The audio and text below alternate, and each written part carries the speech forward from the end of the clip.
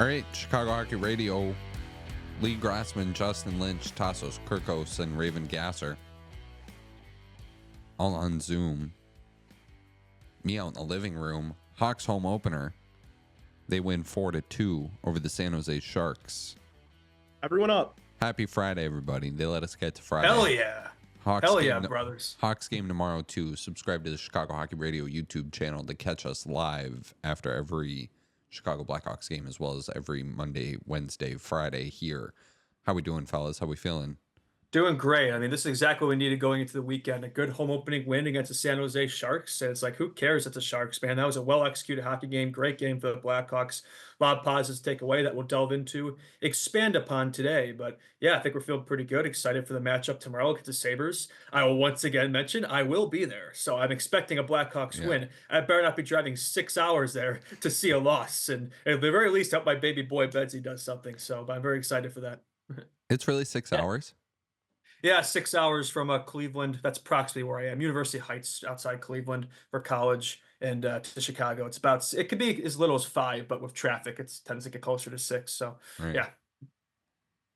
And yesterday, to make the win even better, I was I don't know, after the game, I was just like tired and I'm a little under the weather, and I didn't really want to do the post game, but we did it, and it was a lot of fun, and it made the night so much better. So thanks to everybody that was in chat, showing love, asking questions. It makes it very much so worthwhile for all of us. Mhm. So we all appreciate that very much. Couldn't agree more. That was cinema. I enjoyed doing it. I think all three of us have made the post-game experience a lot more enjoyable and better. So definitely fun to see that. Yeah. And also it's nice when we're all able to do it, you know, Yeah, for sure. kind of bounce Absolutely. off each other a little bit more. Definitely. But yeah, the idea's cooking. Yeah. good win last night. They did not sell out. I had the stat. That's where you wanted to start? I do want to start there. It was 19,000, like just above 19,000, I think. Yeah, and the capacity. It's 19,600 or 700 seating, but then it could be more if the standing room could be as much as 21,000. You know, we've Yeah. seen. Yeah. Yeah, so it really wasn't that close. But and I'm looking at pictures, and it's like there's a lot of empty seats, which also could be like season ticket holders, just like not going to the game or whatnot. I think they actually said the season ticket were pretty strong. I think it was like the day of, I think, was struggling. Like single game tickets, I think, weren't quite there. Yeah, they Something said like that that. it was at capacity, but also that doesn't necessarily mean that, I don't know.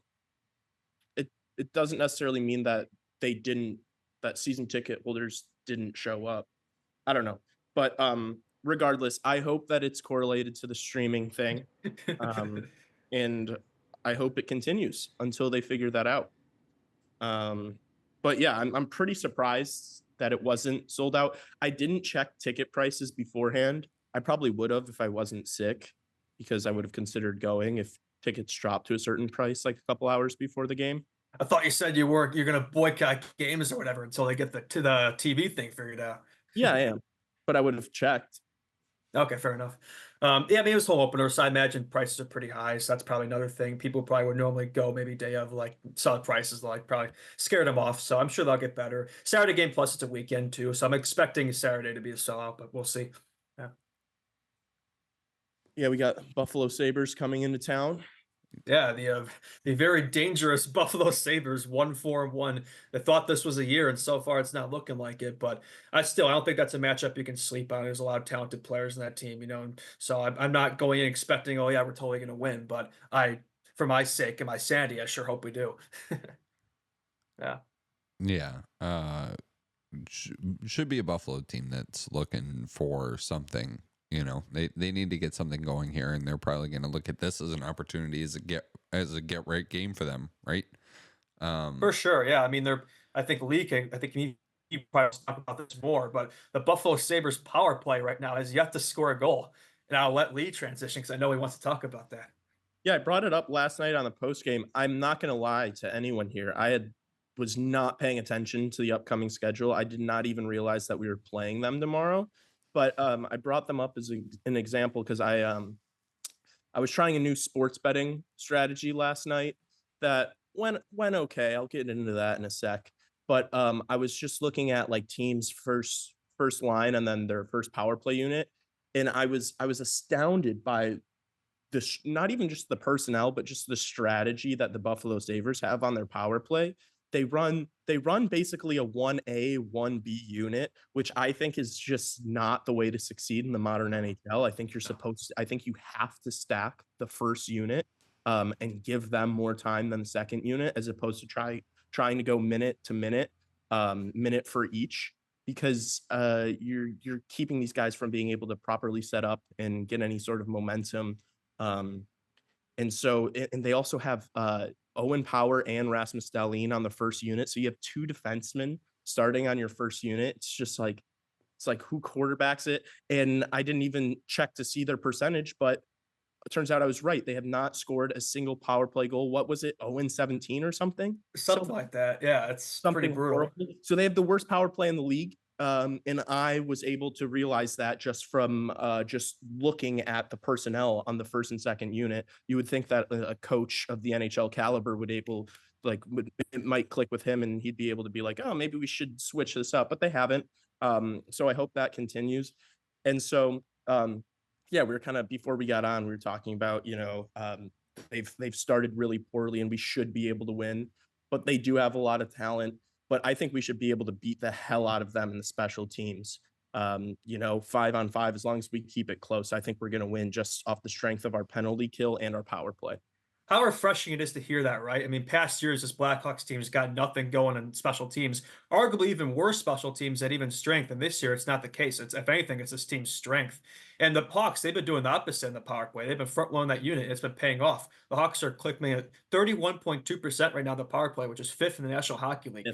Who would have thought? Look at us, boys. Look at us. We're a little over a week into the season. The Blackhawks have a top 5 power play unit. Will it last? Probably not, but I still think the Hawks can be up there. I think they could be top half. I mean, maybe even top 10. I don't know. I mean, Betsy in the power play, man, and Turbo, those guys are cooking, and I think it could keep producing. Maybe not the rate it is now, but I think it could definitely be a strength of this team going forward for sure.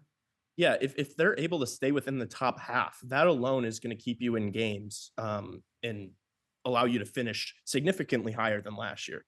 100%. That gets a lot more wins. So even if we don't stay in the top 5 like we are now, which we probably won't once some of these teams get clicking, you just think about some of the power plays in the league and some of the personnel on some of these teams. It's like, you're not going to stay above some of these clubs, but yeah, if you can stay in the top half, you're going to do yourself a lot of favors. Yeah, PK has been strong too, 83.3%, 12th. So that's up there too. And I think I think the PK could definitely be more sustainable because I just love what I've seen from them. I think Foligno Dickinson's a great pair there. And I feel like every time we're on the PK, we're generating chances too. Like we saw that a lot in the last game as well. Not the last game being the Sharks, but before that against the Flames. So that's been good every game. I feel like I've noticed the PK. So I think, yeah, get those two units cooking. I think this team could achieve a lot more than we expect this year for sure. Yeah. What are your expectations for the game? I think it's going to be a high scoring affair tomorrow. I think so. I think both teams are kind of aligned towards that. I mean, the Sabres, just the style of play they play. So I would expect something like I'll say 5-3-ish, a 5-3-ish type game, maybe 6-4-ish game. I'm gonna pick the Hawks to win just because they better. I mean, honestly, I'm a little nervous to be fair, but we haven't won back-to-back games yet, and I feel like now would be the time, right? First 2 games at home. I love what I saw Thursday. I don't care about the opponent. I mean, that's doesn't mean much to me. I think you carry that over and we can win. The Sabres have had a tough start to the season. Yeah, they could break through. It's an opportunity for them, but the way I see it, the way we're playing right now, I see no reason why we can't win tomorrow. Yeah. Tassos? As far as tomorrow's game, yeah, yeah, I think, like I said, I think Buffalo's gonna come in hungry. They kind of need a win here. A lot of their players, seems like 4 or 5 of their guys have an off night every night, and you just can't win that way. But when they're all clicking, it's good, right? For stretches, just like we've seen with this Hawks team. The Hawks, I said it on the morning show today. I love the way Luke Richardson is pushing the buttons of the team right now with what he's dealing with roster wise with the veteran heavy group that the Hawks have, he's like mixing and matching these lines the right way. He's trying it different ways. He's trying to see what's going on, what works, what doesn't. He's dealing with like some hot and cold players right now, like Taylor Hall and Tyler Bertuzzi, and you got to be really happy that they both scored yesterday. But yeah, I don't know. I like the Hawks. You got to play for 60 minutes. You got to do it the right way every time, because you're not going to beat many teams on paper. Like on paper, the Buffalo Sabres are better than the Blackhawks right now. But yeah, if you outcompete them for 60 minutes, you have a pretty good chance at beating them right now. I think that's a good point. 60 minutes, right? Because the Hawks, I think it was a 40-minute effort against the Sharks last night. And in the Hawks' favor, the Sharks aren't a very good team, so they weren't good enough to capitalize on the Hawks. I mean, they definitely took their foot off the gas the third period and coasted that win. I think it's fair to say. Yeah, some of that's maybe because they just extrapolated so much effort in the first 2 periods. It's like they didn't have much left. Maybe some of that fatigue from the road trip kicking in. But yeah, I mean, I think against better teams, I think the Hawks probably could have blown that lead last night, but since it was the Sharks, it didn't really hurt them. So against a team like the Sabres, maybe that same thing probably wouldn't occur, I'd imagine. So yeah, if they just play a stronger effort, 60 minutes, I think is, as the team said many times, for sure. Yeah. Tassos, so do you credit Luke Richardson for that? I think he's, like I said, I think he's pushing the right buttons. I think he knows how to articulate the game the right way. Like I was watching a Jared Bednar press conference and he's so good at it. Like the guy, like Colorado and Nashville was also the other big topic on the morning show today of, the only 2 pointless teams in the NHL right now, 0-4. And like those teams are in different, but similarly bad. Like, they're both 0-4. It's bad. And Jared Bednar is just such a good communicator. Like you hear him break it down, you hear him talk about it, and he's so analytical and he's so just like dialed with it. And I know all NHL coaches are, but just the way that, I don't know. I was just every press conference I watched, but then I watched one yesterday or the other day, and it was so good. And Richardson is similar to me in that vein. He's not like quite the same, but in his own way. And he's pushing this team, and it makes me believe that it's not his decision that they went veteran heavy group over young person group. And somebody like commented on the post game show, after I saw that. Yeah, being like, oh, you guys need to relax. Like they, I mean, we've discussed in the show many times. Yeah. Like, we don't disagree with the decision. Yeah, I just put the question out there, like, does every single young player need to be on my sides? Which I maintain, I don't think everyone needs to be, but I understand the majority of them. So I get his point. I get patience, but I think that's definitely the Richardson mold, right? The Davidson mold, I should say. So I understand. Yeah, it might be the or it might be the Davidson mold. You know what I'm saying? Like it might be Kyle Davidson. I see what you're saying. As opposed to Luke Richardson, who might just be like working with what he has, or maybe it was his decision. Who knows? It's not like I'm not there. I don't know. So it's got to be a bit of both, I'd imagine. Luke Richardson is clicking all the right buttons except for the Ilya Mikheyev scratch button. That's except for Lucas Reichel management. That's like the one thing to complain about. Otherwise, I think he's honestly that he's not clicking that I think he should at least consider having his hand on. But yeah, I think with Richardson helps the fact that he was a forward player. He played as many games in NHL as he does. Like he does a lot of the same thing. Like you see him in the gym, like he's always working out the players and stuff and participating in the drills and things. I don't know if he's still doing that, but I know he was a start. So I think it helps just as players who definitely take him seriously. I mean, I'm sure all players do, but especially Richardson, like he's definitely an authority figure. So I think players respect that. So I'll give him credit there for sure. I think most of the line call has been strong. It's really just the bottom 6. A few questions there and the Reichel mismanagement, but I think he got the deep pairs figured out yesterday, which is good. He finally put Vlasic and Jones back together, which talk about Seth Jones. He had another great game yesterday. I forgot to mention in the post-game show, but he made this beautiful play on Will Smith for like Smith had a 2-on-1. So I have to pull back and take a shot. And Jones, like it did the old like stick goes ill, like poke the puck off his stick, which is really strong. And he just made a lot of good plays like that last night. No points from Seth, but just a really strong defensive game. I've loved what I've seen from him. Like Seth actually looks like a number 1 defender this year. I was going to ask, would you say that Seth Jones has been our best defender so far this season? Oh yeah, no question. I mean, I think Vlasic's been good. I think he's expanding upon his offensive play, which is good to see. But I think Vlasic's just been great on both ends of the puck, right? I'd say, yeah, and he's been playing the most. I'd say he's been really strong in the power play, in special teams in general, and the penalty kill. I'd say he's been our best defender, which he should be. The way he's being paid, Awesome. he should be our best defense. But he actually is, so that's good to see. It's all you can ask for at this point. I feel like after what we've seen the past couple of years, if the guy you're paying the most is being your best defenseman, I'll take it. Hell yeah, no, that alone, it's like Seth Blanton's potential, like that could be a big boon to this team as well. I mean, absolutely, for sure on that back end, get more offense because that's an area we struggle with the past few years. There's been no offense generated from the defense, and this year I think that can definitely be different. So that's good to see. Any other thoughts from last night's game? Alex Vlasic was impressive to me last night too. I will say, like I know it was, we talked about how bad San Jose is too. It's not like, but the Hawks, they came out firing. They were really good for 40 minutes, like you said, and but yeah, Vlasic really stood out to me. He was solid last night. Yeah, you still got to show up, right? Like a team like the Sharks, yeah, they're ass, but like if you take them lightly, like they'll make you pay, right? You still got to have the right mindset, and I think the Hawks had that last night. Maybe it was kind of buoyed by the fact that it was a home opener, but you know what? I thought it was a strong game. Maybe not their best. I don't think it's hard to beat that Oilers game, but I do find it funny that the Hawks 2 wins that come against what most people would say is the best and worst team in the league going into the season. I feel like it's always Oilers 1, Sharks 32. So, I don't know, this is kind of interesting tidbit. So, but I think that's a good thing to see, right? The Hawks can beat anybody. They can beat the best and the worst. So, no, for sure.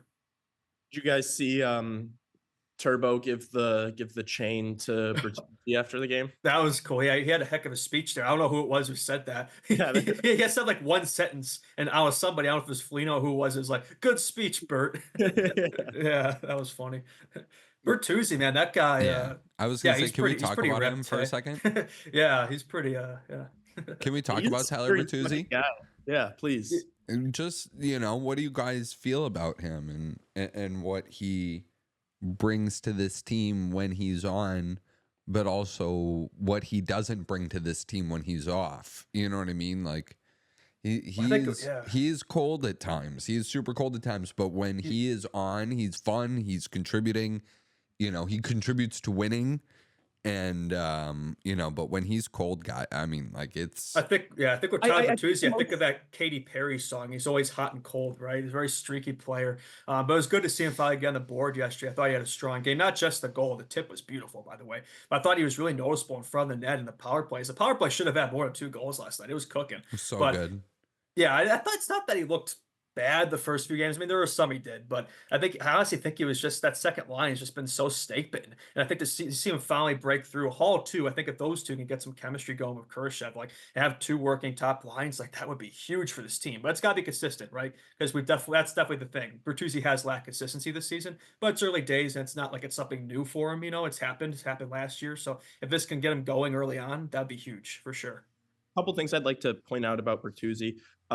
Last night, I think it was towards the end of the second period. I think it was on the 5-on-3 opportunity. He hit the post. There was like a second chance opportunity that he kind of swung his stick at, and he got decent on the puck and it hit the post. So he easily could have had 2 PPGs yesterday. Hawks had a few posts yesterday. Betsy had some too. But then also you bring up that he's when he's on, he's contributing, he's helping the team, and when he's off, he's not. But I think something important to point out is like the first few games when he really wasn't doing much, it's not like I wouldn't say he was a detriment to the team. He wasn't making the team worse. He wasn't having like really bad turnovers. He wasn't a defensive liability. So I think just that alone is like a step up from last year where it's like, yeah, you got guys that when they're on, and when they're off, at least they're not hurting you, Yeah. And that's the thing with guys like Lucas Reichel. When Reichel's off, he is a detriment to the team. And so that's the big difference. And that's a kind of guy you want on your, top 6. For sure. Yeah. I think that's definitely the vision, right? I think eventually you want to get him up there in that top line.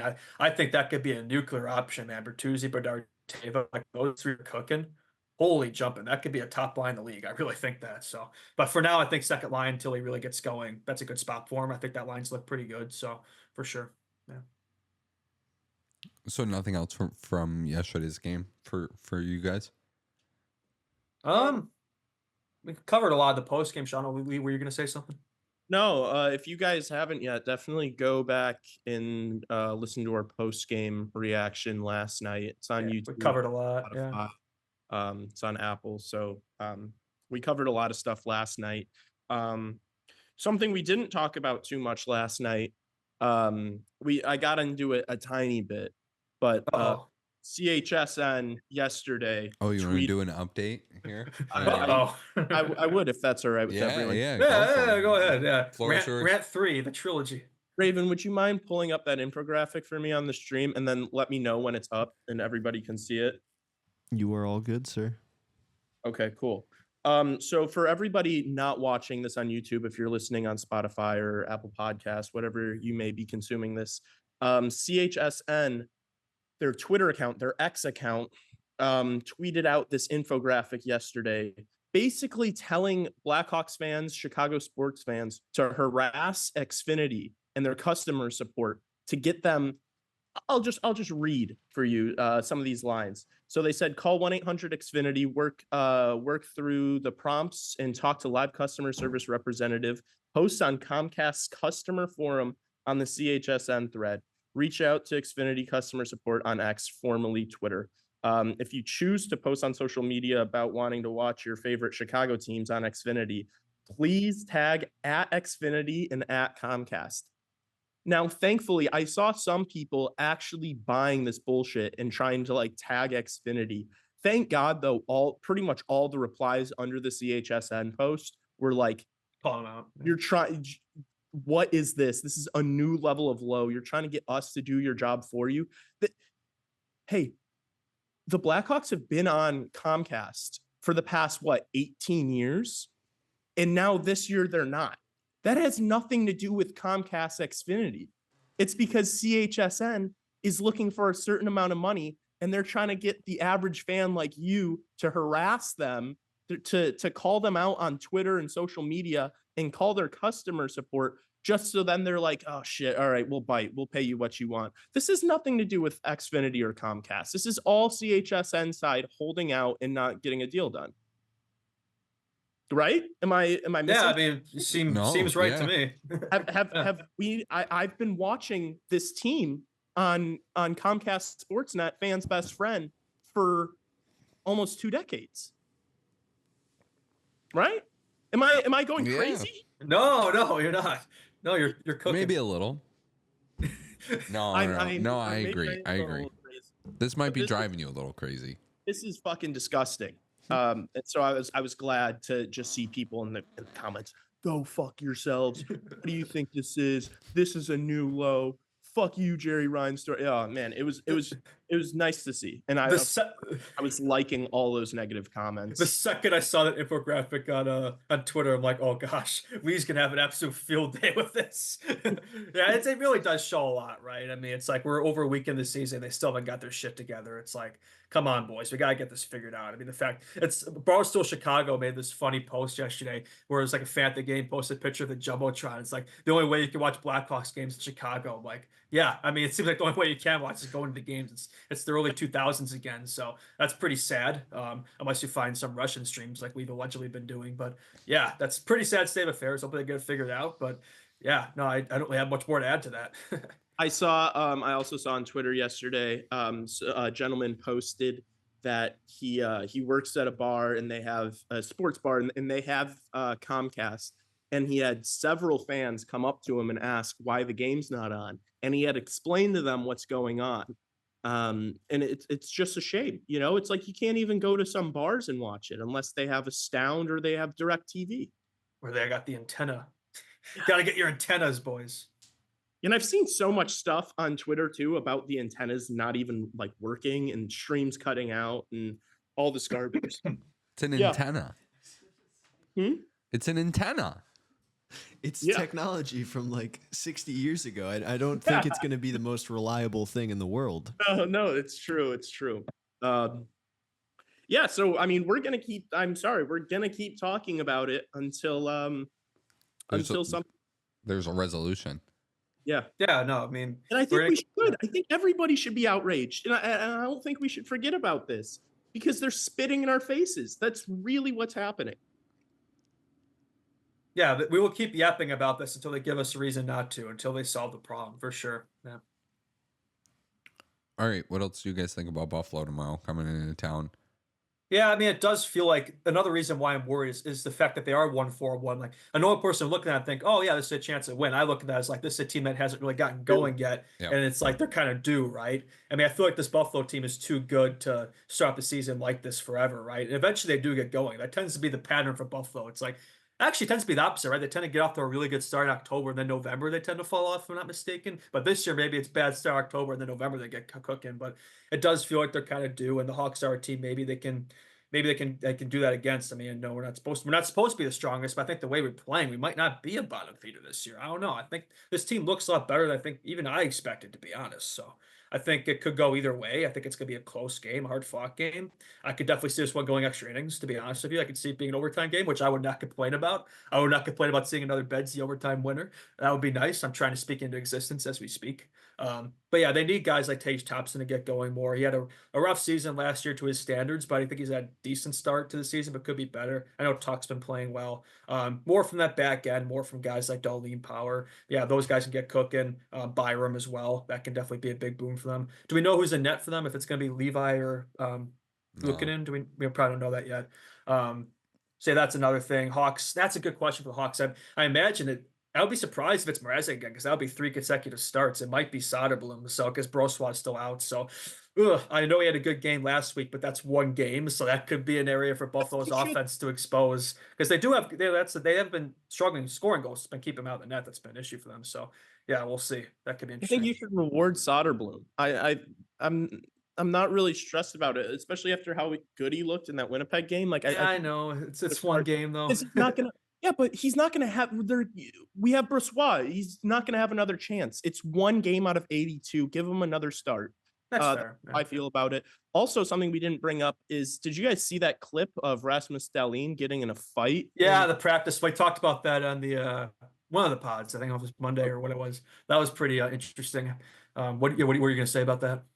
Just like, I mean, that guy just got the captaincy. They've won one game. He's got as many fights at practice as he does wins, so I don't know. Not the start he's probably looking for as Sabres captain, which I remember when it came out, I was like, I thought that was a good decision, and I still stand by that. But say so far, it's looking a little shaky over there in Buffalo land. But they've lost 2 tough games since then too. They should have won that Penguins game. They absolutely collapsed in that one. It gave Crosby and Malkin their milestones, 1,600 points for Crosby and 500 goals for Malkin. So fun game for Pittsburgh. But yeah, it feels like the record. Oh yeah, Dylan Cousins. He hasn't done shit. He has 1 assist in 6 games. So that was a great fantasy pick by me. But he's a guy that needs to get going. I thought he was great in the World Championships last year. I thought maybe this could be a breakout year for him. I say it like he did put up 60 points a few years ago, but I feel like that's a guy who should be producing more than he has been. A lot of guys in this team, like, I feel like they're not really producing. Yeah, Benson doesn't have a point yet. That's interesting. Krebs 1 point, Quinn 1 point. So yeah, if these young guys can get going, that'll be a big boon for them. Can you think of a worse team to be a fan of? 13 consecutive years, is that it? 13 consecutive years without playoffs? No, just like even like recently too, like the Eichel situation, watching that debacle happen. Your captain just wanting to leave, getting out, and then like immediately winning a Stanley Cup. The amount of failed rebuilds they had, like guys like Sam Reinhart leaving too. I think the worst franchise in the NHL to be a fan of. I feel so bad for their fans. I actually don't know, and it shows, and they like never sell out. It's like the fans are. Buffalo's a pretty awesome fandom wise, awesome sports city. They sell out. They deserve better. They sell out. Indoor when they lacrosse. Hold on. They sell out indoor lacrosse at the KeyBank Center where they play in Buffalo. In that arena, they sell out the NLL's Buffalo Bandits when they play, and it gets bumping. They wear orange, and it's packed. Like go look at clips or pictures, and it's unbelievable the amount of people that show up in Buffalo. And obviously, like, everybody knows about the Bills and what kind of fan base they have. So, Buffalo's a great. I love the Sabres. Like, I love watching them. And obviously, one of the big storylines that, NHL writers are hinging on this season is the Buffalo, Detroit, Ottawa narrative. I've been guilty of doing it too. But Yeah. Yeah. Yeah, but it's an interesting one. Like those three teams all like need to make the playoffs, and the Atlantic Division has been the same teams, and it realistically could be the same. Would any of you guys It be would not surprised? shock me. It if would not was shock me at all. None of them made Boston, it the again. Maple Leafs, Florida, and Tampa Bay. I don't want that. I want one of those teams, especially Buffalo, to make it in. But Tampa's I going to think be Ottawa, good. Dude, I think Ottawa's the only team out of those three that like Detroit's been so bad defensively. they're not good. They got lit up last night versus the Rangers. That And was I- rough to watch. Yeah, I it had was. point props on all the guys on their top line, the Red Wings, and they did absolutely nothing. I'm just waiting for Cater set up DeBrincat. DeBrincat had a wide open net to shoot on the power play and he missed it. DeBrincat is Wayne Gretzky when it comes to missing wide open chances set up by Patrick Kane. I don't know how he missed that, but yeah, that top six hasn't done anything. And when the Detroit's top six isn't cooking, they're finished because that's like their whole team outside of Cider. It's also a shame that nobody on that Buffalo Bandits team can help out this Sabres power play. Yeah, They'd have that arena going a little. that's a But, good point. I mean, seriously dreadful. What a great sports town and a perfect place for hockey. You know, Yeah. small I city. love Buffalo. Place of Patrick Kane. Yeah. Shit, not much else going on in Buffalo, New York besides sports, right? They have cold winters. They have Buffalo's Five great. crime, Buffalo's and great they town. have a though. bad hockey team. Yeah. Good No, chi- it is a good great chicken great- wings. Yeah.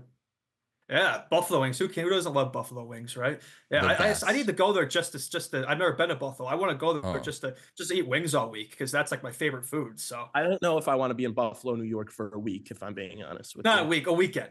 Yeah, I wouldn't want to spend a week there. I'd probably go crazy, but yeah, no, I think love Buffalo. I would live there 100%. It's Okay, it's fair a enough. great spot. I think it's one of those cities where like, you know, a lot of like young people are moving to, and you Going know, to Niagara it's growing Falls. fast, and a lot of creative people are there like trying to build it back up. And I think Jack Eichel agrees, probably.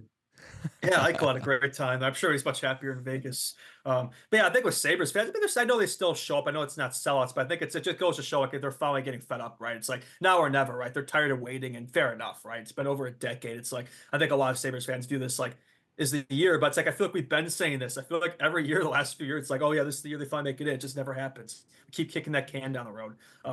We'll see. Maybe Blackhawks watching Sam Lafferty can be the savior of that franchise. yeah, I saw two former Hawks on the Sabres. Yeah, Yoki Haru as well on defense. Yeah, Yeah. another first round pick that didn't work out. Hope that doesn't become a trend. Lucas Reichel. their defense is like entirely first round picks. Yeah, how about that? Because you got Byram up there, Power, Darlene. That's like four. Is there more than that? Yeah, Eric Johnson, that decor too. Yeah, right? Eric Johnson was the Yeah. number one overall pick. In Eric what? Johnson's in 2000? Philly. Can we talk about how the Oh, heck? oh. I know he's had a good career. Oh wait, never mind. He was on that. He was, yes. When did that happen? I missed that. Last Was trade that- deadline, I think. Was he drafted Oh. in 2006? Johnson? Yes, he was. Yeah. He was drafted That ahead was of the Jonathan Taves year, Taves. right? Yeah, that needs to be studied, man. I mean, he's had a good career, but definitely not a first overall pick career. Especially a lot of the guys in that draft who were behind him, including JT. So definitely a miss there. Stanley Cup champion. I know he's had a good career, but not that. So I was trying to say that he'd rather Johnson over Jonathan Taves. No, I'm just saying I'd take a Stanley Cup Brad any day of the Marchand, week. Phil Kessel, Nicholas Backstrom, a lot of guys in that draft. Yeah, a lot of guys with Stanley Cups and also good careers. Yeah, I'd take a Stanley Cup. Yeah, Um, fair enough. Yeah. Anything else? Did we mention Martinez placed on IR? Phillips called up. Oh yeah, we didn't mention that. We mentioned that briefly in the post-game show, but yeah, I mean, breaking news: injury-prone player gets injured. Who could have seen this coming? But yeah, I think with Isaac Phillips, he's going to get past like a blunt rotation between Rockford and Chicago this year. The Hawks got a lot of guys in that decor like Connor Murphy and Martinez, just a lot of old wash guys where you know are going to get hurt throughout the season. So you know that Phillips is going to be just going to be passed between them like nuts. So, but it gives up it's opportunity for Phillips, who I thought had a really good preseason. I think he should be on this Blackhawks team, to be honest with you. So hopefully he gets a game. Maybe we see him tomorrow. I think, yeah, get him in there. Maybe scratch. I don't know. I would say scratch Brody, but I don't think that's going to happen. They probably scratch Nolan Allen, but we'll see. It gives an opportunity for sure for some of those young defensemen. I think you Yeah. got to keep Allen in. He was fine. I think so. I'm just saying what they're probably going to do. I'm not saying I would scratch him. Yeah. I think it's probably Richardson's Tassos, gonna we do. agree with you, but the problem is Richardson's going to keep your boy TJ Brody in. Which he Yeah. Not shouldn't. my boy. I think he did have he does have 2 assists, but I think defensively he's been kind of ass. Yeah. All right. Final score predictions for tomorrow, and then we'll hit a break. What did I say? I didn't really give an official prediction. I just You gave said 6-4. estimates. You said 6-4. I said 5-3 or 6-4. I'll say 5-3. 5-3 Hawks. 5-3 Hawks. At least one of those goals for my boy Bedsy. He deserves the fact that Bedard has 1 goal through 5 games. He should have so much more, man. He's anyway, I'll let you guys give your predictions. Ooh, I have some Bedard stats too. While he thinks 1 his goal, prediction. 6 assists. He's on pace for like a 20 goal, 90 assist season. 18 plus 3, by the goals. way. He's on pace for 16 goals, which is kind of tough, and 98 assists for 98 for what would be 114 points on the year for 98. I wonder how long it's going to take before people realize that he's He's a playmaker. More of a playmaker than he is a goal scorer. He is. He's a lot like that Crosby mold. He has a hell of a shot, just like Sid. I just wish he'd use it more. I mean, sometimes he does. Like the last game, not Sharks, but the game against the Flames, he had 7 shots. But last night he only had 3. But I think there's a post in there. But I do wish he'd shoot it more. I agree, and I think the reason why he's able to make so many plays is that teams have such a high level respect for his shot that it opens so many lanes because they're trying to get in front of his shot. They cover the shot, and that opens up players, right? They don't want him getting that toe drag release snipe off, so they rush him, and then he's able to just dish it off to someone. I don't realize how good of a pass. Did you see some of those backhand no look passes he's making the other night? It was beautiful. He's looking like Patty Kane out there. So yeah, he's honestly, he's a even better passer, and he's a goal scorer. I think you're going to see that. But I think eventually it's going to work the other way, right? I think when teams do realize that, they're going to cover the pass, and it's going to leave the shot open. He's going to score more. So the no look to if you don't defensive strategy. But he's gonna score this season. I'm not worried about the one. He's gonna get 30 plus goals this year. I'm not concerned about that whatsoever. Yeah. The no look pass to Teravainen was awesome. That was beautiful. Yeah, that was the one I was referencing. That was nice. For sure. All right, Lee, final score prediction. I think I keep saying 4-2. Give me God, and I don't want to. Oh yeah, whatever. 4-2. Give me 4-2, and I think we're gonna have 2 goals on the power play. Give me 5-2 Sharks. Will Eklund game-winning goal. It was at this moment that he knew he fucked up. Sharks. We're not playing the Sharks. We're stuck in yesterday. Oh my gosh. Cut that. Tassos watched the Sharks game yesterday and still thinks the Sharks are going to win. Oh my God. They're not playing the Sharks. I don't know why. I don't know why it said that. All right, cut. I'll edit that out. Yeah, totally. Fuck that. I'm going to say 4-2 Sabres. Alex Tuch game-winning goal. Man, we got an outlier here. I know. I want the. I want to be different a little bit too. That's fair. We can't. It'd be boring if we all we agree. can't all pick this. We can't all pick the Hawks to win every single night. We look like homers, right? I'll pick the Sharks to win tonight. What do the Sharks even play next? Tomorrow night? What do they do? They play Jets today, right? Don't they? The Sharks do play the Jets today. 4-0. Yeah. 4-0. Yeah, that's a tough one. Back to back against an undefeated Jets team. Yeah, good luck with that. When do the Sharks get their first win? Oh, good question. Let's look at the schedule. They play the Avalanche Sunday. That could be their first win. That Avs team's been awful. But you know what? That'd be so funny. The Sharks got their first win in the league still. Do they have no goals either? No, they have the best power play. Oh, sorry, I misheard you. So that says a lot right there. They're still that ass. They have a 50% power play right now. They've been that bad, even strength. That's wild. Yes, it's because they have no depth. They have 0 depth. Wow. Cale Makar, Nate McKinnon, and then Casey Middlestat, 50 feet of shit. Yeah, because all those best players are hurt right now. It's exposing them for sure. Sharks play the Jets today, the Avalanche Sunday, then they play the Ducks, the Kings, the Golden Knights, Utah, the Kings again, and then the Blackhawks again. So pretty. When's that Hawks game? What day is that? You think there's a chance that the Sharks go winless up until that game again? I think they'll get one in there, whether it's against the Ducks. On Halloween. It's the first month the NHL. Is that in Chicago or San Jose? It's in San Jose. Ooh, that could be a fun one. Yeah, it'll be late. Nice way to kill Halloween for the 2 unlucky ones of us. Well, Yeah, I mean, I'm well, not really doing any Halloween stuff. My Halloween me consists neither. of just watching all the scary movie movies. Are I you don't know if guys have seen that. are you guys big Halloween guys or no? I used to be, and I just watch scary movies like Halloween and Lee, stuff. you seem like a big I don't Halloween trick or guy. treat anymore. I used to. Tassos, didn't you come to my house party last Halloween? Was it last Halloween? 2 Halloweens ago? I think it was last year. Yeah, it was last year because Hayden was there. Oh yeah. True. I was in rare form that night. All right. Is that an inside joke? No, it just means Lee was off the rails. Oh, okay. Just like this Zoom podcast. All right, we're getting off the rails here. We're gonna hit a break here, and we'll come back with NHL Hour. Stick around.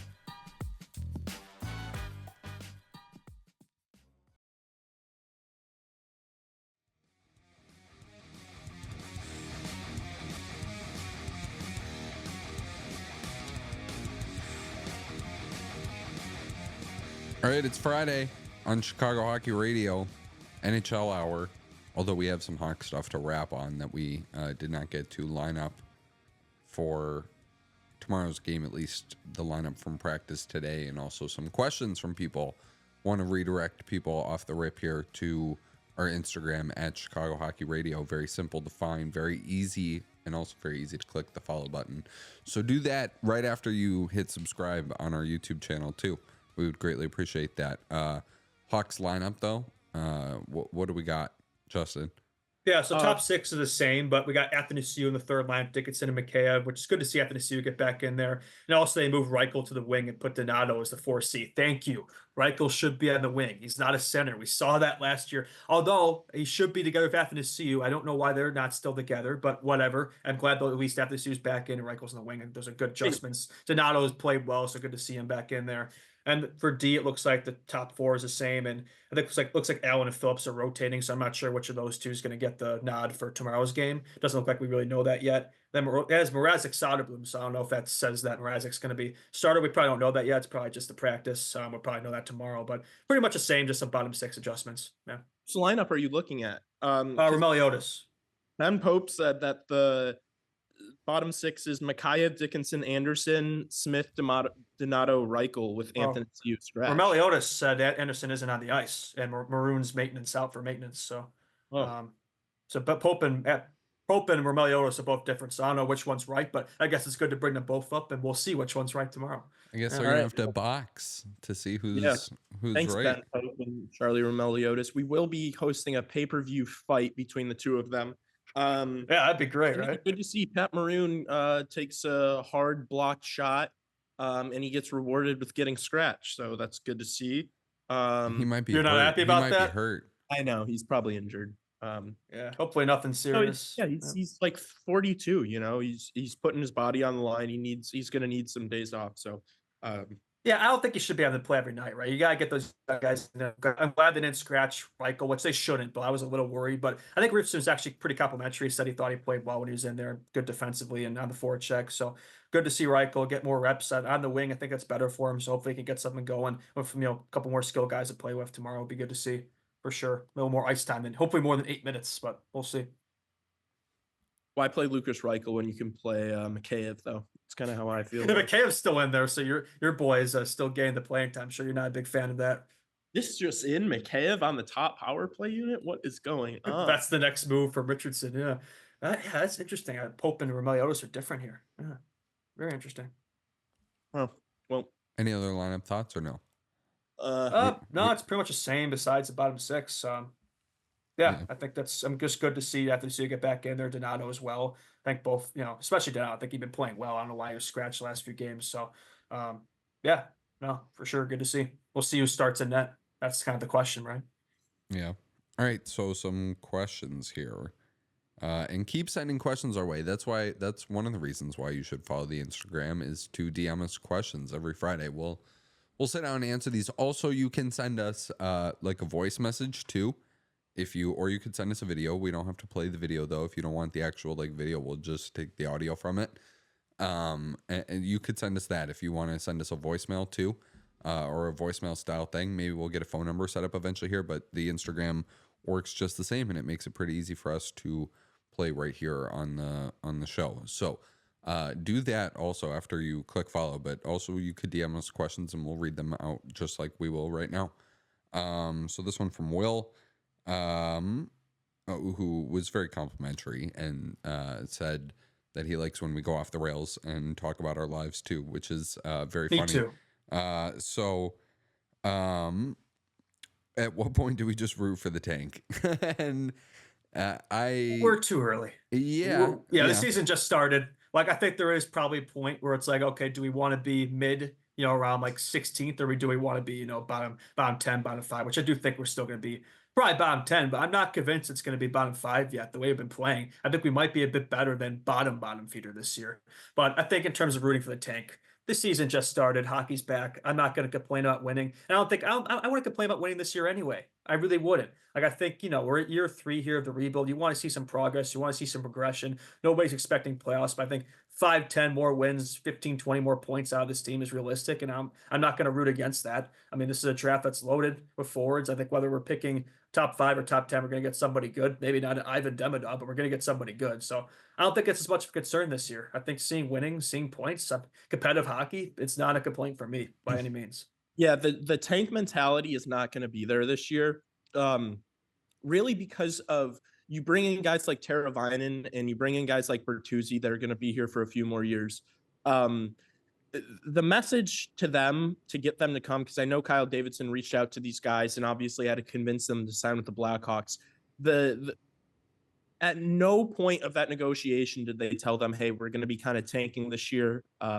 It's going to be a rough season, but then we're going to get a high draft pick and then roll next year. These guys are professionals. These guys are pretty far into their career. They want to win as many games as possible. And I think Luke Richardson's the same way. We're 2-2-1. Right now, I guarantee you the message is going to be, let's try to get in the playoffs, which I don't think they're going to. But I think that's going to be the mentality in the locker room, which it should be. Last year was the tank. This year's not. And if it hurts, we end up drafting around like the 12th range, it's fine. We want to see the progression. I'm not going to be rooting for them to lose any games at all. I want them to be as good as they possibly can be. Yeah, we've been taking the last 2 years. Like, we got our golden boy, we got our franchise offenseman, our franchise D. It's like, you can't tank forever, right? A lot of teams have been doing that. It doesn't always work. Like, eventually you got to start progressing. You got to start getting better. I think Davidson said that, like, this is the year to start doing that. Keep expectations in check, right? But it's like, even if we do overperform, it's like I mentioned this, like, we've got so much draft capital to work with. I would not be surprised if Kyle worked his magic and tried to move up anyway. So I think even if we do overperform this year and, better in the standings by a few more points, I don't think it's the end of the world for this year's draft, which I do think is still very important for this franchise. Get that last big offenseman, which if we don't get that in the draft, then okay, we get that in free agency. We got so much cap space to work with next year. A lot of that's going to come off the books, and next year is going to be a lot of really good players, to choose from. And yeah, we can get that player in free agency if we don't get in the draft. So yeah, I think it works both ways. And yeah, I'm not going to be complaining about winning this year in the slightest. I'm happy to see it. I'm just glad to be having fun watching Blackhawks hockey again. It's been a while. Like, I was mentioning that. I was thinking about that watching the game yesterday. Like, this is right. Like, this is the way it should be. I miss that. I miss watching a functioning power play. It was great to see. It was great to see Bedsy just surrounded with talent that can actually keep up with them this year. I love to see it. It made me happy. And I think as Hawks fans, we should be happy to see this. Like, we should not be complaining about winning more games. Like, what is this? Like, that's the mindset you got to have, right? Yeah. Before we get into any other questions, Tassos, I want to say, I don't know if it was on the TikTok or on the Instagram reel, but it was on the clip of me saying that the first month or two of the NHL doesn't count, or that it's fake hockey. A couple people left some comments saying that, like, something along the lines of like alphabet soup, or like, I don't know what I'm talking about, or and I just want to say that I bet on the NHL every single day. I had over $350 bet on the games yesterday. I do this shit. All right. So don't tell me that, like, oh, the first month and a half are the same as the end. You don't know what you're talking about. All right. You're not in the trenches like I am. All right. Scraping for pennies because these fucking teams don't play to their potential. I've seen it. I've lost money on it. All right. I've done this shit. You're wrong. The first month and a half isn't real. It's scam hockey. It's fake hockey. Go watch Andy Francis. He's my favorite NHL capper in the business. he'll tell you. He'll be the first to tell you that it doesn't count. It's not real. There's no way. If you're betting money lines in the first month and a half, 2 months of the NHL season, you're a fucking idiot. Because the reality is San Jose could go and beat the Jets tonight. That could totally happen. It makes no sense. But watch it happen. Watch the Sharks win tonight. There's no point. If you can't bet money lines or spreads at the beginning of the season, that means it's scam hockey because the teams that are supposed to win don't. There's another pod that just started on this network, right? It's called Betting the House or something like that. Am I wrong in saying that? I think we gotta get a special guest appearance from Lee on that pod to share his sports gambling knowledge. Lee, I need you to do the show next week. No, we already talked about it, but I'm just screwing around. I'll teach Sully a thing or two about the old sports book. Okay. Yeah, we can move on to a different question because we do want to get to a little NHL stuff. And all these questions are so, I mean, one of the third one is more positive, but this one is who's currently on the Blackhawks trade board and what sort of return should we try and get this year? I mean, deadline, Taylor Hall, Martinez, because they're on 1 year deals. I hope not Lucas, but I mean, what's Makhayev's deal? 1 more year after this one. What the fuck does this guy have? What kind of dirt does he have on our front office or Luke Richardson? How is he still playing? Well, Vancouver gave him that contract. They basically gave him to us to get for their salary situation, right? To open up cap room to sign other guys. So that's probably the whole reason why they traded him over here, right? Wasn't there a second round pick attached to him? Yeah, we also Sam Lafferty, but he didn't sign here. I'm a little surprised by that, but he went to Buffalo. So yeah, great decision there, Sam. We'll find out tomorrow. Yeah, we'll see. Watch him drop goal and assist tomorrow. Now they said that, but we'll see. I think he's buried on the fourth line of that team. The Hawks have 2 first round picks in this year's draft. Yes, they have the least one as well. Any hope for a third one, maybe? Yeah, if you're talking about trading Taylor Hall or Martinez to a contender, or maybe trading. Oh, need to have a heck of a season to get a first. Right now, it'd probably be a second or third for Martinez. For Hall. I mean, if Hall picks it up, he could get a first. I just could be desperate, like a 27th overall or 28th, like a later first. Yeah, that's fair. That's fair. If the Hawks, the Merrick Van Acker first. If the Hawks first rounder, this is my question. Then we'll do NHL stuff after one more question. If the Hawks' own draft pick finds itself outside the top 5, could you see them trading into the top 5? I was just going to say, I think you absolutely could be looking to package later picks in this year's draft. You have drafted so many players in the past 3-4 years. 8 first round picks in the last 3 years. You don't need more depth. Get the highest pick you possibly can. Yes. I would package every single pick to get the highest possible. Honestly, get the best possible player you can. Totally agree. I mean, I mentioned that we have so much draft cap. David's going to try to move up in this draft. I guarantee it if we overperform. I can set that in stone, 100%. It's we have so much quantity, right? Let's get more quality. Let's get another franchise piece. We have quantity of draft capital and prospects already in the system. You don't need any more defensive prospects. You want to get that high end forward. Get Bedsy as Robin.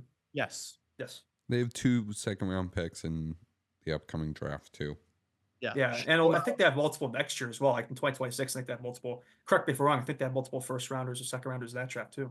If I'm Kyle Davidson, I'm trading both of those to try to get a top 5 pick. Yeah, I'd agree. He tried to do that with Ivan. Yeah, we tried to get Demidov as well. Yeah.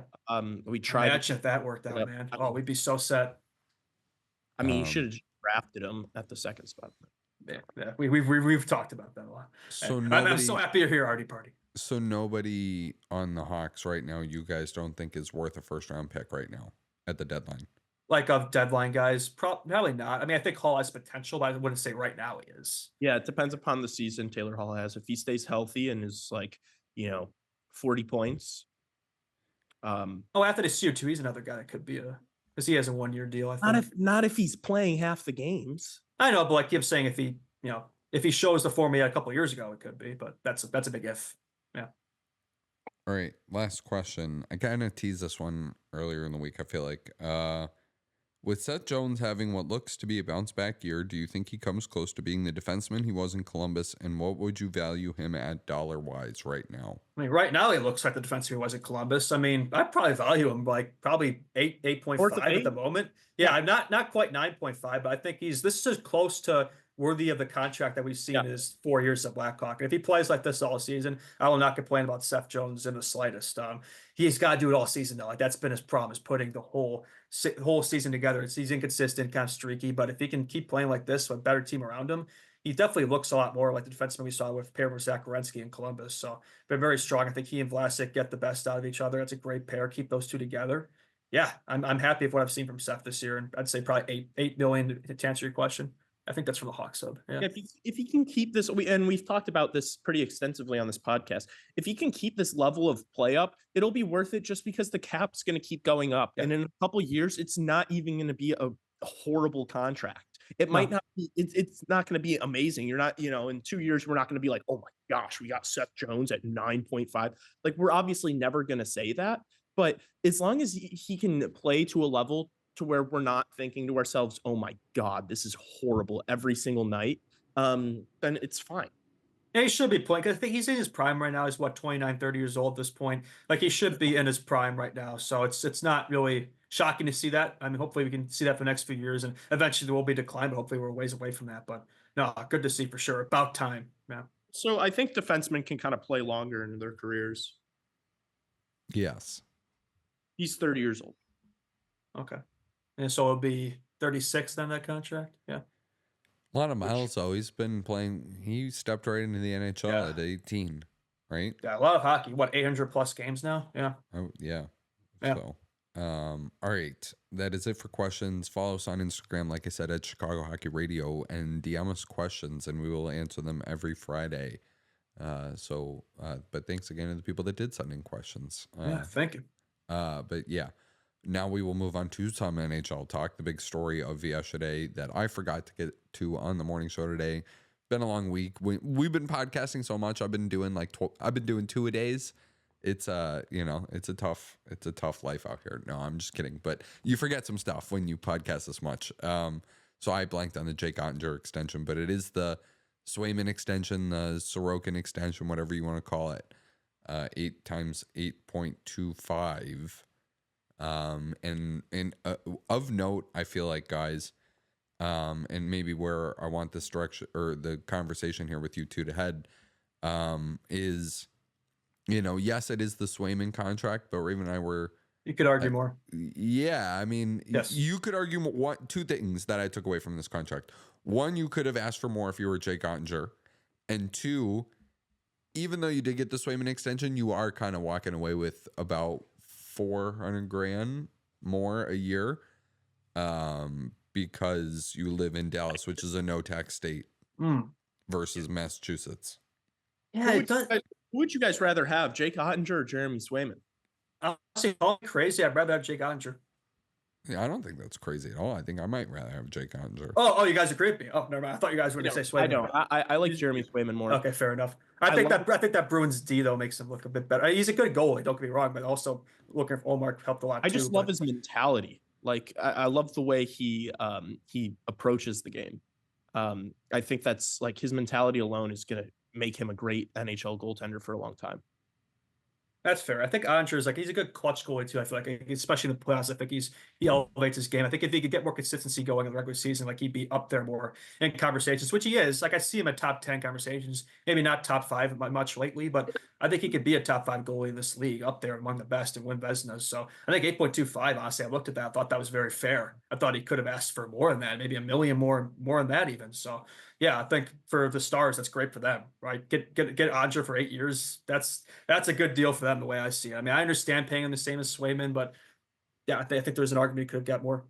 Can we talk about how good that front office is in Dallas? They're dialed in. God. They're dialed in. They've been able to do, they had these runs with, the Jamie Benn, Tyler Seguin contracts, and they've just rolled it seamlessly with these draft picks, getting guys like Robertson and Stankoven. Johnston, he's great. You got Wyatt Johnston, you got Rope Hintz, Thomas Harley. Literally perfect perfect drafting, contracts, the term, like everything. They are the model. Like honestly, low key I'd argue maybe more impressive than what the Bruins have been able to do over the past decade and a half. Like Yes. really just like astounding how just the model for the rest of the NHL. Absolutely. It feels like they're due. It feel like it's kind of Yeah. shocking they haven't won a cup yet. They've come close. They've been in the conference finals a few times.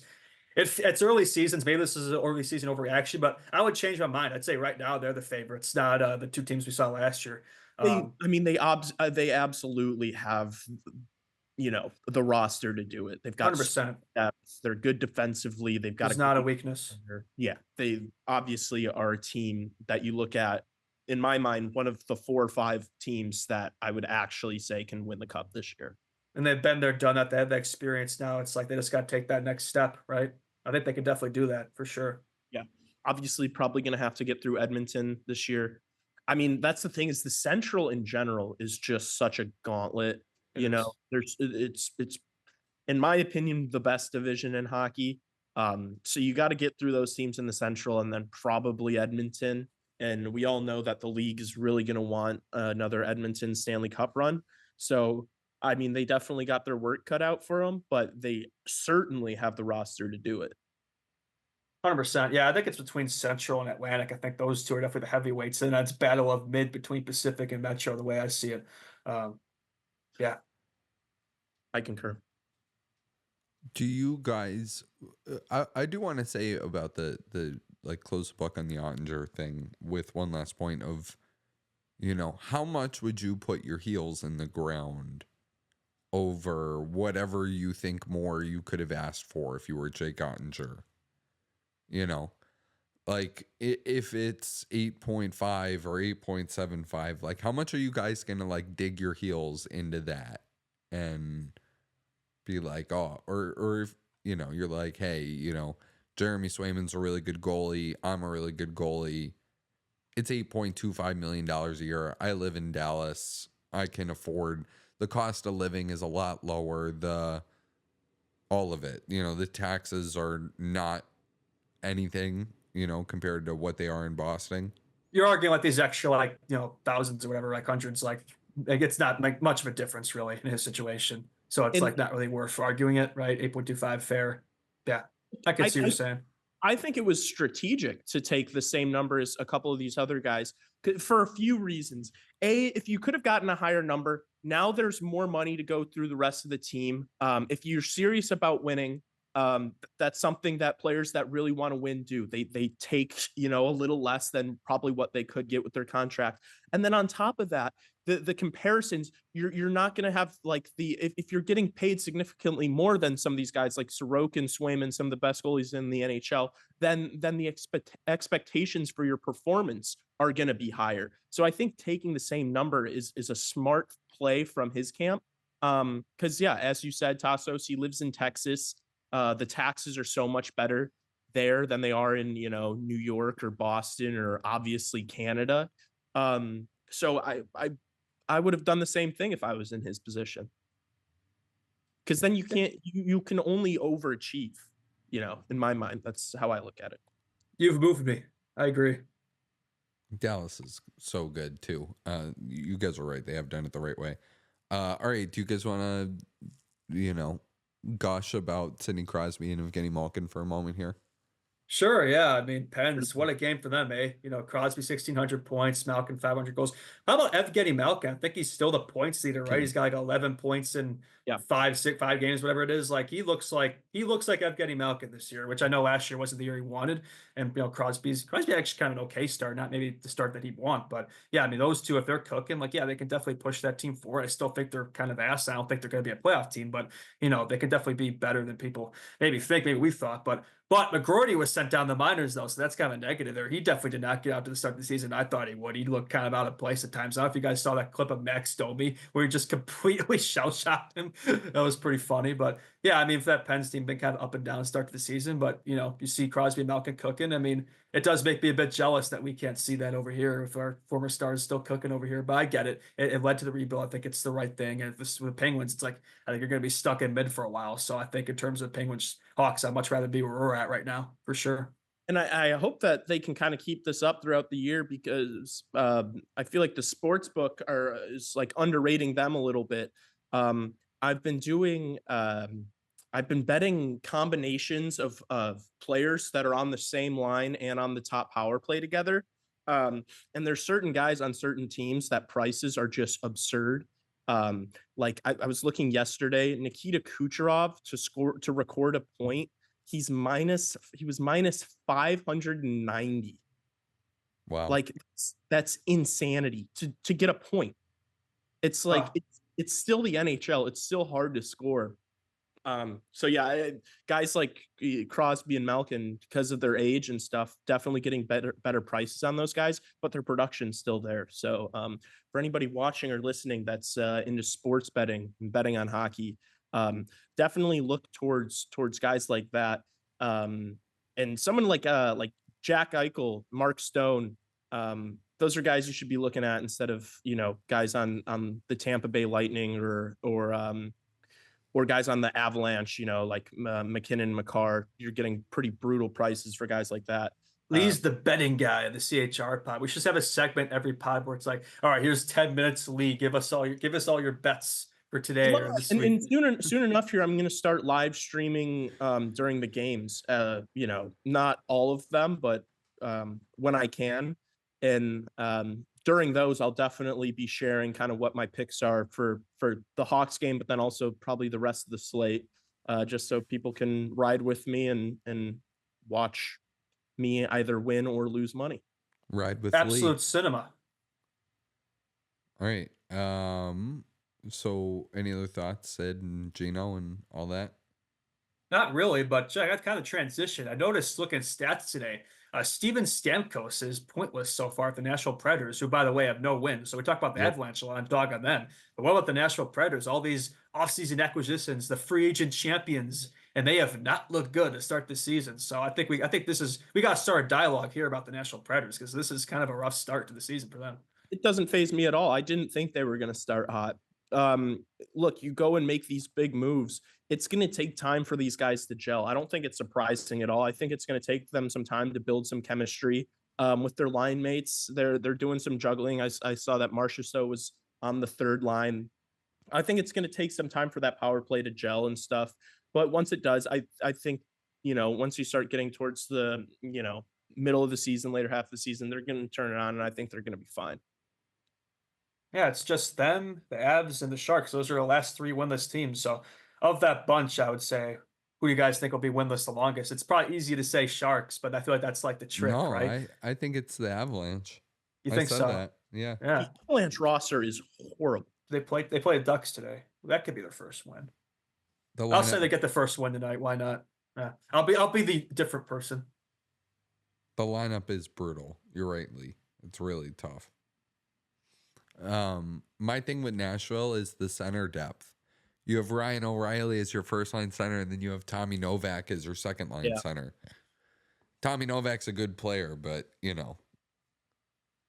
sorry, I just went full. Yeah, we just saw your dogs. Yeah, sorry, I broke the fourth wall here. Woof, we're on a show right now. We're also human beings. Yeah, who knock into stuff just like Lee. Really, I thought we were aliens. I thought we were spiraling right now. No, yeah. Sorry, I just rough few seconds there, but we're back. All right. Yeah, no center depth, right? Yeah, really. I mean, that's not a top six player. I'm sorry, he's a good player, but yeah, second line. Yeah, no. Even like Ryan O'Reilly, like he was good last year, but like, what is he on a Stanley Cup contender? He's like a second or third line center. Even. Yeah, honestly, not a top line center. That's not a third line center. Could be. Depends on who your top two centers are. Maybe on the Florida Panthers, he'd be the third center. But I think that just the way he played last year and how good he is with, Nyquist and Forsberg, the chemistry they've built there, I think he's a fine first line center. I think the problem is the drop off after that. Yeah. But still, they have so much talent on the wings. You've got Evangelista too.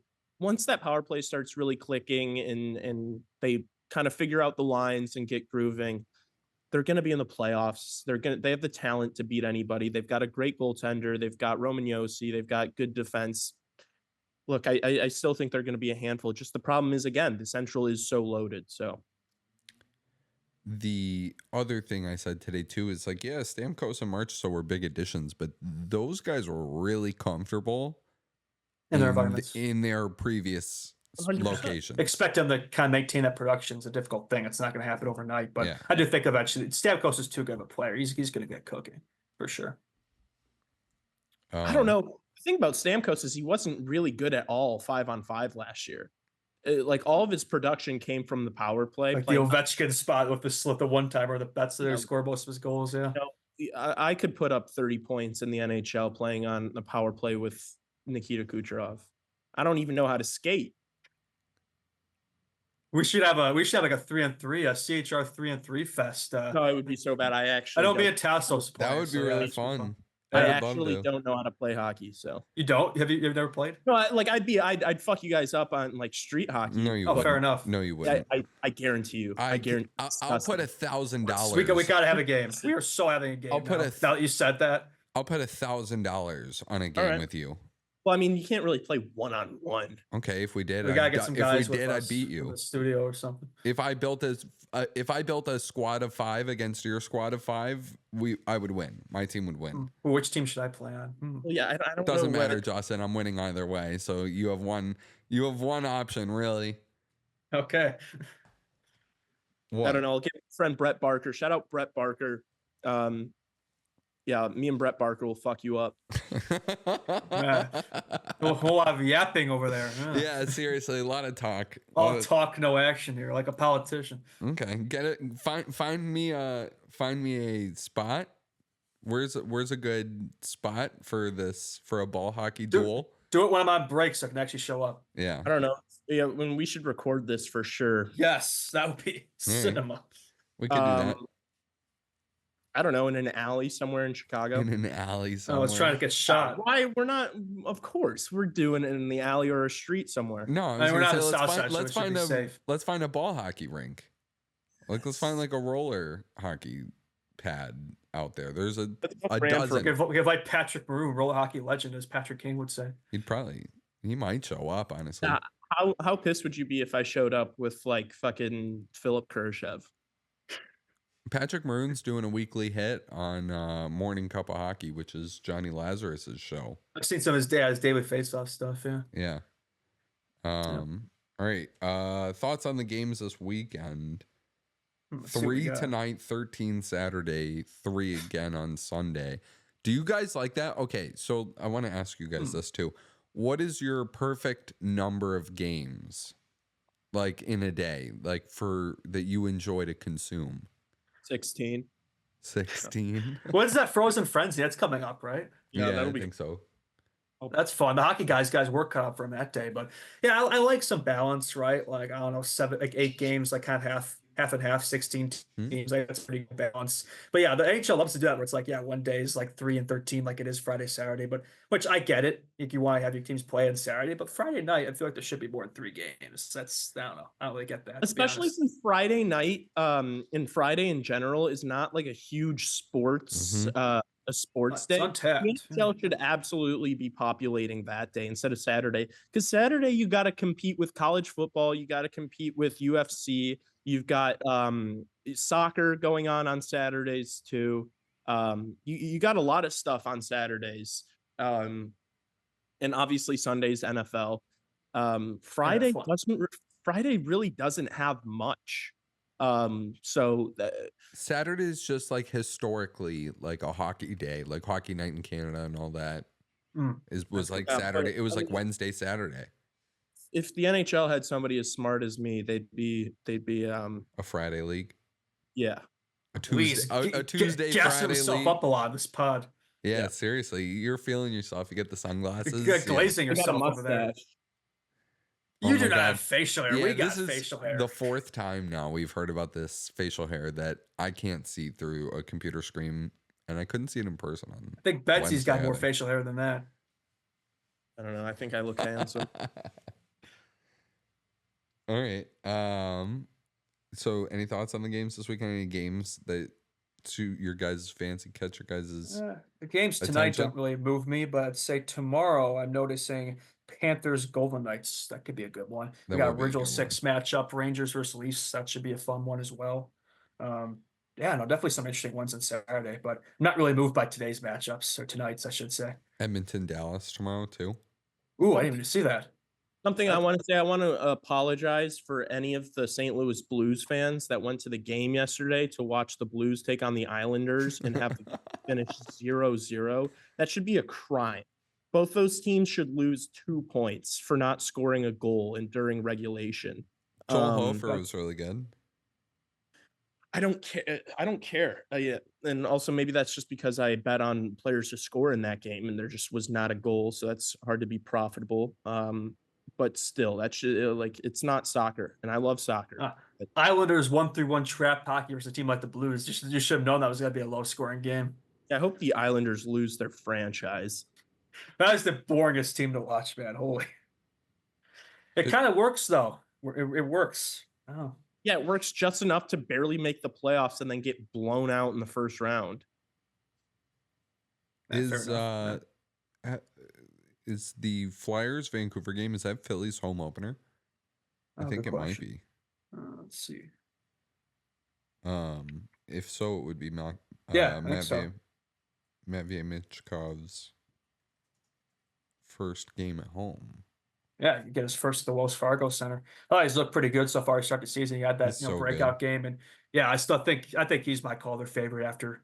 I don't even know if after. I'd probably have him as the Calder favorite. I think Macklem has to catch up to, and we'll see how long he's out with this injury. But that should be a fun race between those two. It is their home opener. Yeah. Yeah. Yeah. What else? Any of the games Sunday? Pittsburgh and Winnipeg. Sunday. Does Pittsburgh have any staying power? I know we kind of talked, but it feels like they're starting Joel Blomqvist tonight. And it looks like they're going to give that kid a run of games, which means that they have very little faith in Tristan Jarry. He's not looked good. No. But this is like a 3-year pattern for Tristan Jarry. Yeah. Like he may just not be good. Yeah, that's a question, right? I feel like people kind of put him in there as like, yeah, this guy could be the guy, but I feel like his glove sometimes is Swiss cheese, man. I don't know. I'm not really moved by him, to be honest. Maybe they should go out and sign. Yeah, no. That's a bleep. That's a bleep. Thank God we're not live. That's a thank God we're not live. Yeah, I have some editing to do after this video. Yeah, but yeah, in terms of barn burner matchups on Sunday, I would say Avalanche Sharks. That game should be cinema, man. Battle of ass. Maybe Macklin Celebrini returns in that game, though. If he returns, then they win that game, the Sharks. 100%. Yeah. We could maybe see a Macklin Celebrini return that game. What's his injury? What is he out with? Do we know? No. Was it like lower body or something? Yeah. He aggravated something in the preseason, and that's why I guess in the first game something happened that aggravated it. Yeah. All right. The other game that I liked on Saturday was Boston in Utah. Yeah. That should be a fun one. For sure. Utah's had an exciting start to the year, for sure. Detroit, Nashville is just, it's an important game. I know Lee's like, none of these games matter and you can't take anything from these games, but, to say that some of these points aren't, important right now to collect now versus down the stretch. You don't want to dig yourself in a massive hole, right? If you're the Predators, you go 0-5, you're toast. And then Red Wings too, like you're 1-3 to start the season in a stacked division. It's like you can't afford to start the season off and be clawing back the rest of the year. It's true that the points are important. The point is that the level of hockey is nowhere close to what it becomes. Yeah, I don't disagree with that. Right. Yeah, I think we're in agreement there, but it's like the games still matter from the standings point of view. So if the level of hockey is nowhere near the level that it becomes, then what's the point of taking anything from the first month of the season? You can't say that a team's good or bad because they succeed or don't succeed in the first month. That's the whole point, is that the level of hockey is terrible. and then it gets better and better throughout the season, and it's night and day the last few months versus the first couple months. That's the whole claim that I make. Do you guys buy into the notion that American Thanksgiving is a big cutoff point for the national? I know statistically it is. Statistically, it is. So, I mean, for that sample, I would. I mean, it's not always the case. Like, you'll Yeah. have I outliers think on it's both changing. ends. What do you say? I think it's changing. You think so? Yeah, I think it's becoming more and more a late season league, where it's like we see teams go on runs so much more. I don't know. That's how I feel about it. Especially just I can't help but think about the Edmonton Oilers. Like, they were one of the worst teams in the league with clearly one of the best rosters.